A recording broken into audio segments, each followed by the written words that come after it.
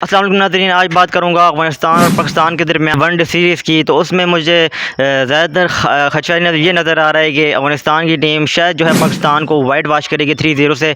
ये चीज़ तो पक्की है कि अफ़गानिस्तान की टीम जो है 2-1 से सीरीज़ जीतेगी। लेकिन काफ़ी टाइम से अफ़गानिस्तान के प्लेयर को श्रीलंका में खेलते देख कर मुझे ये खदशा लाहिक होने लगा है कि अफ़गानिस्तान की जो टीम है वो पाकिस्तान को 3-0 से जो है वाइट वाश करेगी। जैसे कि आप देख सकते हैं कि अफ़गानिस्तान के बैटर्स जो है श्रीलंका में काफ़ी टाइम गुजार चुके हैं। ख़ास तौर पे अफ़गानिस्तान के जो स्पिनर हैं मुजीब, राशिद और मोहम्मद नबी, ये बहुत तंग कर सकते हैं पाकिस्तानी बैटर, ख़ास तौर पर रिजवान और बाबर को।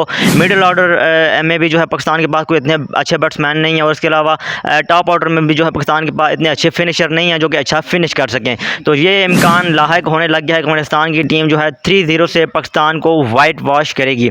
तो जैसे कि आपको पता भी है कि अभी काफ़ी टाइम से बाबर भी जो है इतनी अच्छी फॉर्म में नहीं है, रिजवान भी कोई इतना अच्छा परफॉर्म नहीं कर रहे हैं। पाकिस्तान के पास सिर्फ एक फास्ट बॉलिंग अटैक है जो कि अगर कुछ रन्स कर देते हैं 250-240 तक, तो ये जो बॉलर्स हैं ये डिफेंड कर सकते हैं। खासतौर पे शाहीन शाह अफरीदी रिदम में आ चुके हैं। हारिस रऊफ डेथ ओवर में बॉलिंग करेंगे, नसीम शाह शाहीन अफरीदी के साथ जो है पावर प्ले में बॉलिंग करेंगे। तो एक अच्छा कॉम्बिनेशन है पाकिस्तान के पास बॉलिंग में। लेकिन ख़तरा लाहिक सारा हो रहा है बैटिंग में। बैटिंग में पाकिस्तान के पास कोई ऐसा बैट्समैन नहीं है जो कि अफगानिस्तान के मिस्ट्री स्पिनर्स को अच्छी तरह से खेल सके। तो ये बात जो है नज़र आ रही है। तो मैं एडवांस में जो है मुबारकबाद देना चाहूँगा अफ़गानिस्तान की टीम को कि आपने जो है 2-1 से सीरीज़ जीत चुके हैं। लेकिन ये ख़तरा लाहिक होना शुरू हो गया है कि अगर पाकिस्तान की टीम 3-0 से वाइट वाश भी हो सकती है। तो अगर वाइट वाश होगी तो बहुत बड़ा जो है सेटबैक होगा एशिया कप से पहले पाकिस्तान टीम को।